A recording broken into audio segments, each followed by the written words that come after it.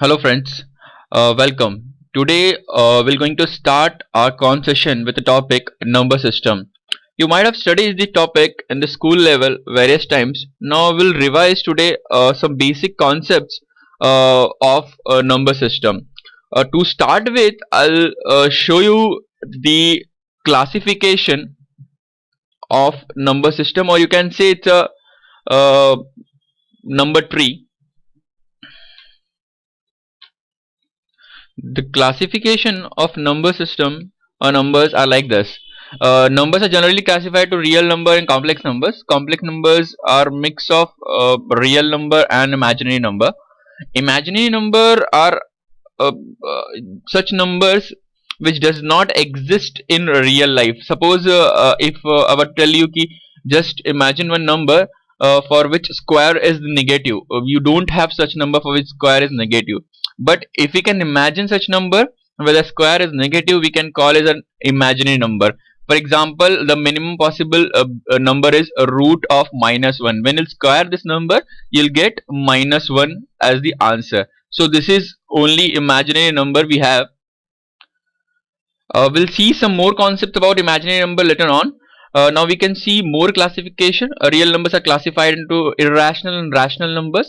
Irrational are those numbers which does not have fixed value when you want to represent it in a decimal point. Suppose root 2 or any number which does not have a perfect root, like root 2, root 3, root 5. You'll get some number point and the continuing numbers after that.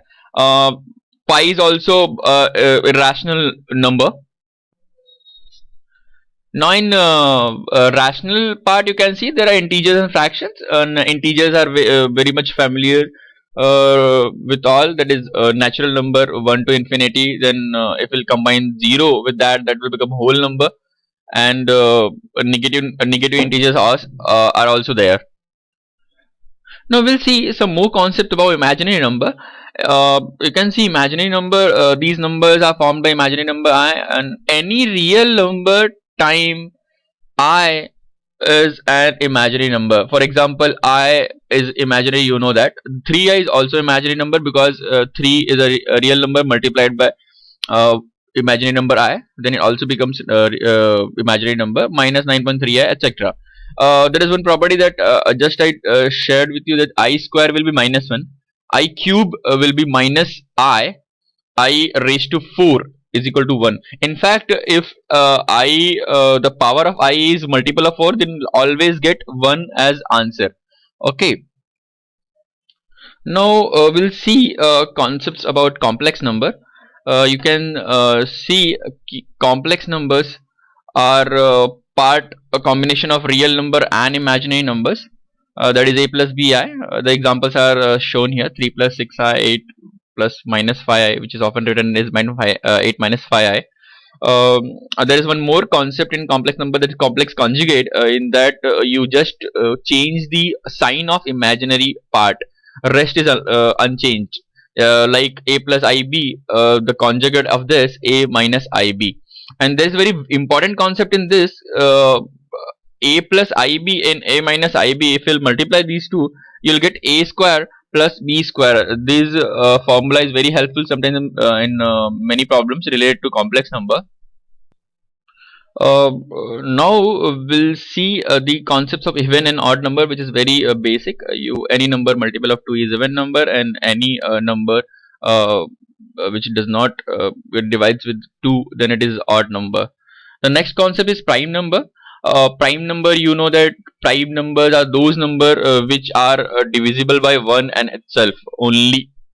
Example 2, 3, 5, 7, 11, 13, 19, etc. There are some important points and important properties of prime number. 2 is the only even prime number, you know, and 1 it is not a prime number.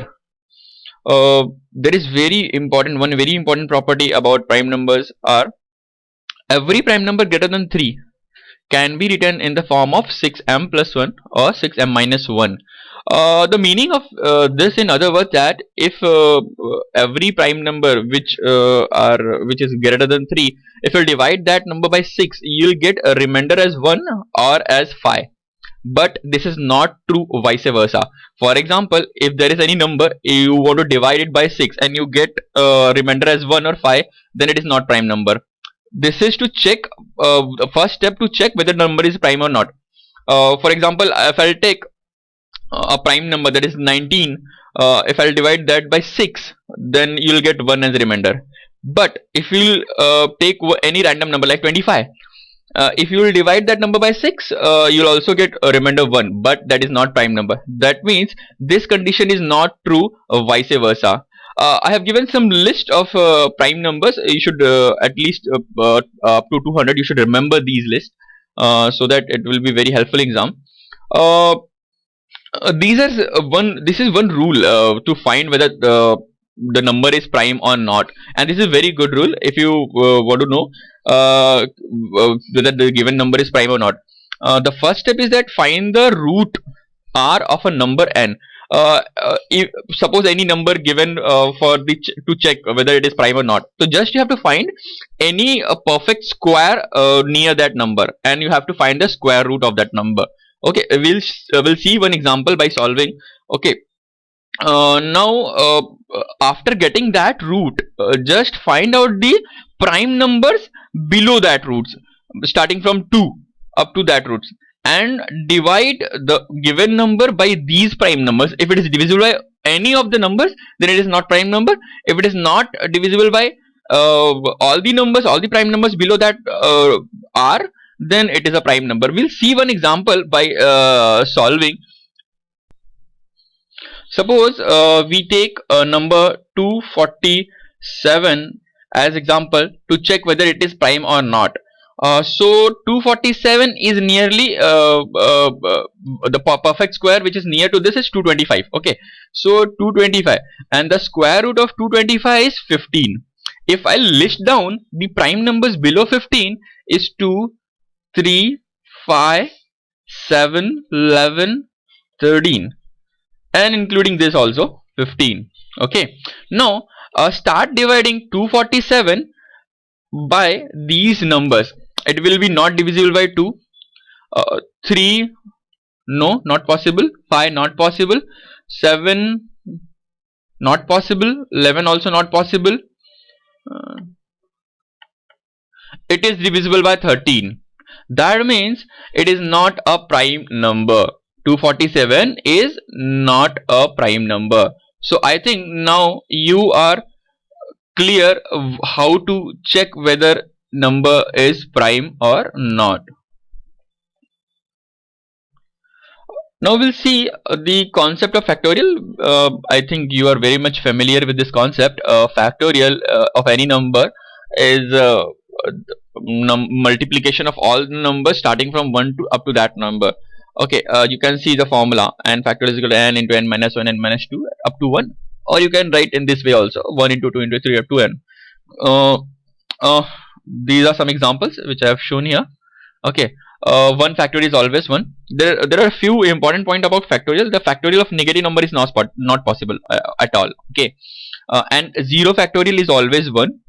And n factorial can always be represented as n into n minus 1 factorial. For example, 12 factorial, you can write it as 12 into 11 factorial. Okay, this will be used in some of the examples. Okay. Okay friends, now we'll see some simple tricks in maths to ease our calculations. First we'll go with square. This is in general a rule to find square of any 2-digit number.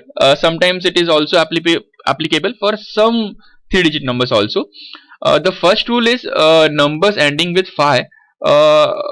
This is a very basic rule. I think many of you know this rule from the school levels. Number ending with 5 means suppose there is one number called 65. If you want to find the square of this number, you just have to multiply the 6 into the next number of 6. 6 into 6, 7. That is 42. And the last 2 digit will be always 25. So square of 65 is 4225. Similar way, 95 square is 9 into 10, that is 90 to 5, because the next number of 9 is 10.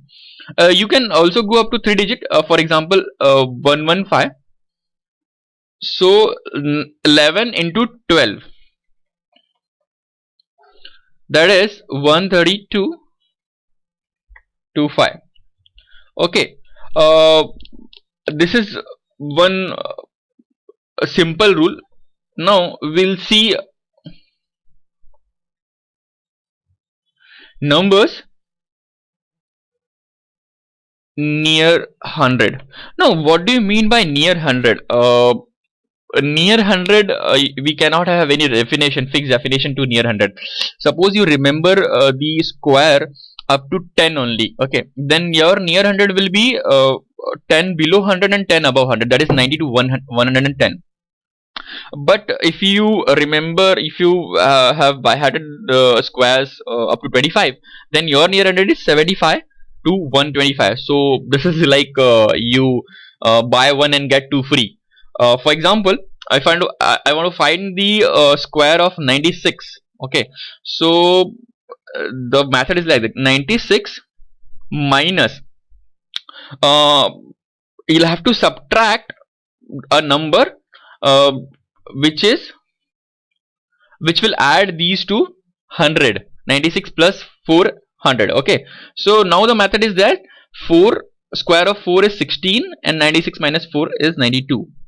9216 is answer of 96 square. We'll see some more example. For example, I want to find the 88 square. 88 minus 12. Okay, now 12, square of 12 is 144, but we cannot write 1 over here, we'll have to take carry. Then 88 minus 12 is 76, plus this 1, 77. Therefore our final answer will be 7744. This is square of 88. So whatever be the number, you'll have to stick to this 2-digit rule. You have to write 2-digit number only. For example, if you want to find the 97 ka square, what you'll get? 97 minus 3. 3 square is 9, but I'll write 09 because I have to maintain the 2-digit method. Okay, then 97 minus 3 is 94. The answer is 9409. Okay, similar way we can go on positive side. Suppose if you want to find square of 106, the rule is 106 plus 6. Whatever the number is exceeding with 100, we will have to add once again. 6 square is 36, and because of this plus sign, I'll have to add these two, 106 and 6. The answer is 112. Here we were subtracting the things, but here we are adding the things. So you have to remember these two concepts. Also here the rule is same. If the number is single digit, for example 102 plus 2 is, the square of 2 is 4, you'll have to write 04, and 102 plus 2 is 104. And if it is going in 3 digit, for example 113 square is equal to 113 plus 13, then 13 square is 169. I'll have to write 69 over here. 1 carry, 113 plus 13, that is 126 plus 1 that carry, 127. So this is the answer. Now I think you are very much clear with this concept. But you'll have to make sure that when it comes to a problem in exam, if there is any chance that these kind of things comes there, so you should use this, and for that you'll have to practice it a lot. Okay, so take any number and any random number and find the square root of square of that. Okay, but this is applicable only for 2 digit and some of the 3 digit number, that is near 100. Okay, so like this there are more tricks. In coming session we'll learn more tricks about the calculation, so that you can ease your calculations. Okay, now we'll move to our next topic, that is a number based system. Number based system is that in real time the numbers which we are using, that is 0 to 9, these numbers are called decimal number system. In decimal number system the base is 10. But apart from this decimal number, there are many more number systems like binary, octal, hexadecimal. So we'll have to see how to do operations on these numbers. So we'll move towards that. Now you can see the base of all the numbers. The decimal system base is 10, and binary system base is 2, and in octal system base is 8, and hexadecimal system the base is 16. If you'll talk about base 10, then we have to define the range in decimal, which is used in real life, the 0 to 9. Okay, 0 to 9 comes under category decimal number system. In binary, you will get only 0 and 1, nothing else. Okay, that is bits and the language of bits, bytes. In octal system, you'll get number 0 to 7 only. In hexadecimal, the numbers are starting from 0 to 9 and A, B, C, D, E and F. It's like 0 to 9, then this is 10, 11, 12, 13, 14, 15. So 0 to 15, that is 16 numbers. So these are four different terminologies, different base systems which we'll going to study. Now we'll see how to convert numbers from one base system to another base system. For example, if we want to convert decimal to binary, which is base 2. Okay, for example, if I want to convert number 273, since I have to convert to binary, then what I'll do, I'll divide 273 by 2 throughout. Okay, and I'll write reminders in front of the numbers. Suppose this is 126. Now remainder is 1, so I write 1 here. Okay, then 68, remainder is 0. 34, remainder is 0. 17, remainder is 0.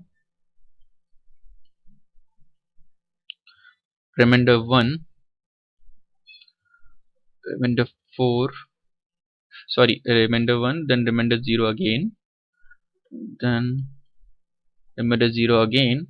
You have to perform till you get one number which is not divisible by 2. Now I got one number, that is 1, which is not divisible by 2. Now I'll have to write the numbers in this order. Starting from here, I'll have to go here. Okay, then our answer, this is in base 10, will become, first I'll have to write this 1, then this 0, then this 0, 0, 1, 0, 0, 0, 1 in base 2. So just you have to remember that to convert a decimal to any base system like we did for binary, you'll have to divide the number by base of that system. In case of binary it is 2, that's why I have divided by 2 throughout, and I have written the remainder in front of those numbers. Now suppose if you want to convert decimal to octal,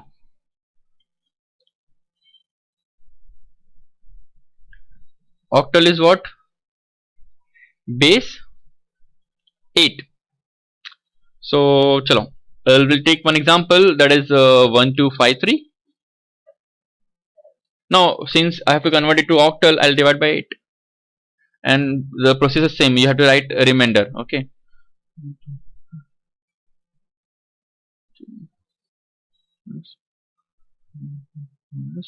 The remainder is 5.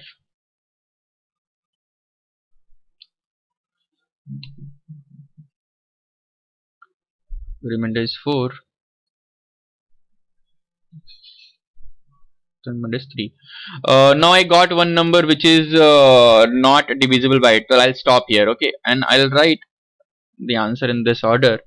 Now your answer 1253 in base 10 is equal to 2, 3, 4, 5 in base 8. So in this way we can change our base systems. Similar way, if you want to convert binary to decimal, or binary binary to decimal or octal to decimal, then we have a formula for that. This is also very simple formula. The next is that, okay. So now we'll see conversion from binary to decimal. Decimal is base 10, okay. So suppose I'm considering one number 10111010 base 2. I have to convert this number to decimal. So the process is that you have to count the numbers starting from the position is 0, 0, 1, 2, 3, 4, 5, 6, 7. This is 7th, 6, 5, 4, 3, 2, 1, 0. So for this 1 into, since I want to change it to decimal, the base is 10, so I'll have to write 2 raised to 7, because we are changing from binary. And why this 7? Because this was 7th position number, plus 0 into 2 raised to 6 plus 1 into 2 raised to 5 plus 1 into 2 raised to 4 plus 1 into 2 raised to 3 plus 0 into 2 raised to 2 plus 1 into 2 raised to 1 plus 0 into 2 raised to 0. So these all three will become 0 directly, you know that. Just to again remind you, this one is this one, okay, then 0, then this comes over here, this comes over here, okay. So you'll have to start from here only, okay. So now we can add these. 2 raised to 7 is 128 plus 0 plus 32 plus 16 plus 8 plus 0 plus 2 plus 0, that is 186 in base 10. So because we converted binary into decimal, we'll have to write 2 raised to the number. Suppose we have converted octal to decimal, then for octal we'll have to keep 8 raised to some number, the position of the number, okay. So we'll see that also. Suppose there is one number in octal, for example, octal to decimal conversion. You know that octal is base 8, okay. Now for example 2375, this is one octal number. I want to convert it to decimal, okay. So position, okay, this is 0th position, first 0 position, first, second, third. So 2 into 8 raised to 3, because this is octal, that's why 8 raised to position of the number and the value 2. The next value is 3 into 8 and the position of the number, okay. 7 into 8 position of the number, 5 into 8 raised to 0. Now if we'll find the answers, this is 1024 plus 192 plus 56 plus 5, which is equal to 1277 10. So this is a very simple rule. Just you have to remember from which base you are converting to decimal. We can generalize this also by giving one formula.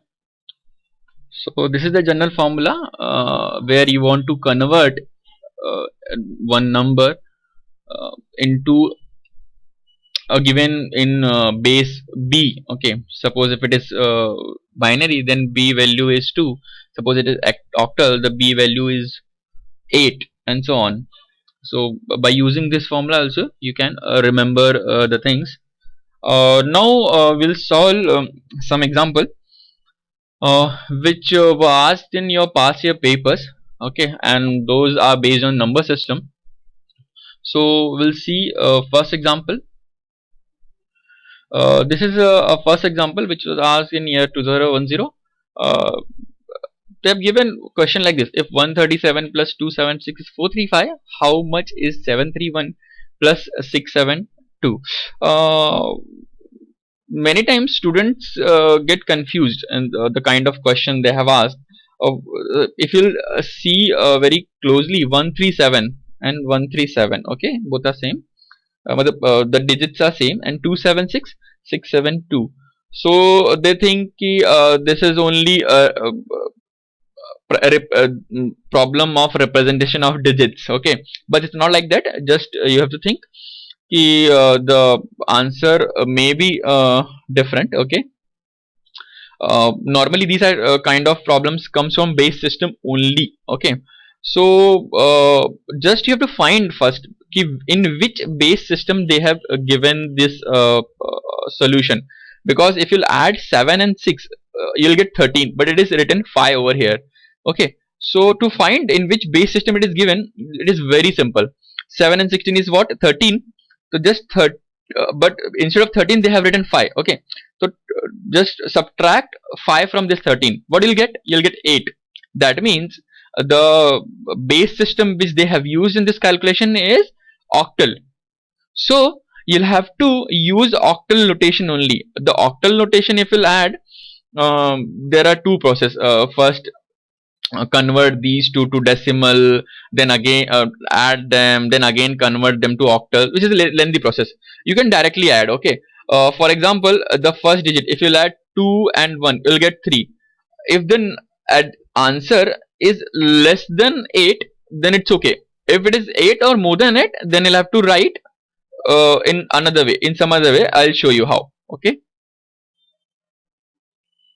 this is some complete solution. When we add 7 and 6 last digit of given numbers, we get 13 in decimal notation, 3 being the last digit. However, in answer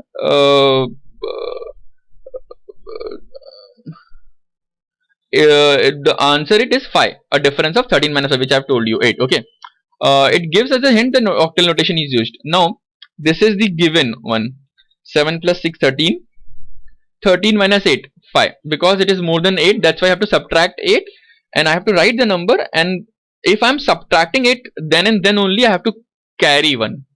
Now next number is 3 and 7. 3 7 plus 1 carry, we'll get 11, which is again more than it. 11 minus 8, that is 3, and 1 carry. Then the last 1 and this 2, 1 2 plus 1 carry, which is 4. Now this is less than it, then I don't have to perform any operation. Then I have to see the answer: 4 3 5. This is my answer. Now the same operation I'll perform on the question. First I'll add 1 and 2. 1 and 2 I'll get 3. That is less than 8. I don't have to do anything. Then 3 plus 7, that is 10. It is more than 8. Then 10 minus 8, I'll have to write 2 and 1 carry. Then I'll have to add 7 and 6. 7 and 6 will give you 13 plus 1 carry, which is 14. So 14 minus 8, that is 6, and 1 carry. Then answer will be 1 6 2 3. So our option is 162, that is C as the answer. So you'll have to write C as the answer. So when you come across this kind of question, don't write blindly like 534 as answer, because If you'll compare these numbers, you'll get 534 only, and many times students do such kind of mistakes. Please don't do it. Okay, so we'll move on to our next problems. This is our second problem. This is little bit complicated, but if you'll know the trick, it will become very easy for you. The question is like that. The year was same, year 2010.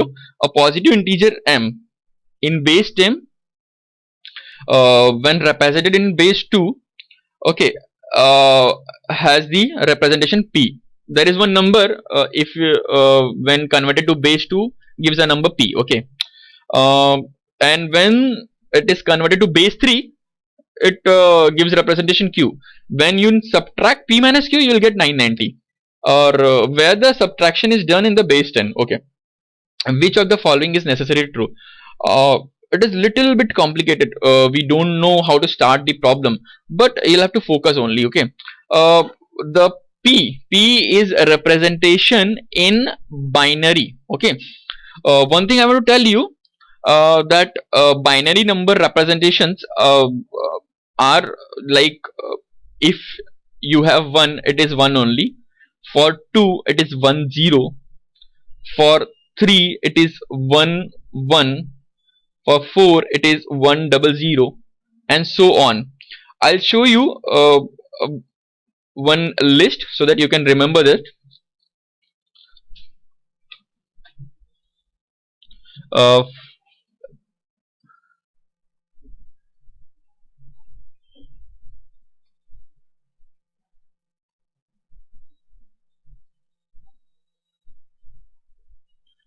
It is same as we saw earlier. We can derive this by using that division method also, but at least you should remember some of these.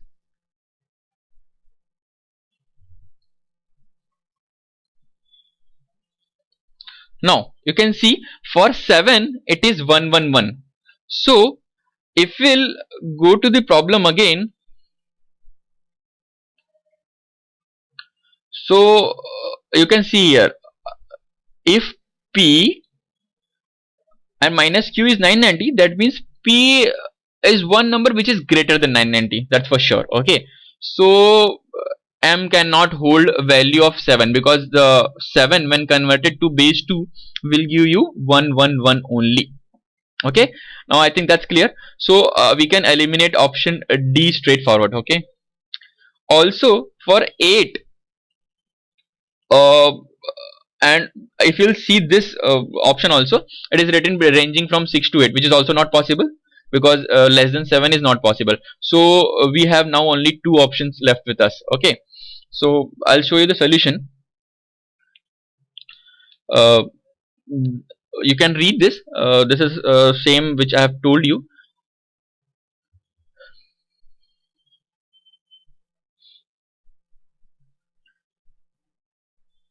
Okay, I think now you are clear with this paragraph, okay.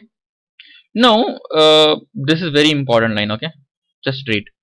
The unit digit of difference is 0. That means in both the term, in base 2 and base 3, you should have 0 as your unit digit, okay. So when you're converting one number in base 2 or base 3, suppose you're converting one number in base 2, you'll get answers in the 1 0 format, and for base 3 also you'll have to divide that number by 333 and note down the remainders. So if we want 0 in our both p and q, then the number should be divisible by 2 and 3 both. Why? Because the last digit of the converted number is the remainder of your first operation, okay. When you divide one number first by 2, you get remainder, so that is last digit of your converted base number. So if you get both 2 and 3, if you can divide that number by both 2 and 3, then surely you will get 0 in both the cases. So if you see option again, 9 13, 9 into 13, there is only one number, that is 12, which is divisible by 2 and 13 only, but we'll not guess, we'll solve, okay. So when you convert 12 into base 2, you'll get 1100 by same method, by dividing 2 and noting down the remainder. and when you'll convert 12 in base 3 with the same rule by dividing by 3 and noting down the remainder, you will get 110, and when you'll subtract these two, you'll get 990 as the answer. Hence B is the correct answer. Okay, thank you.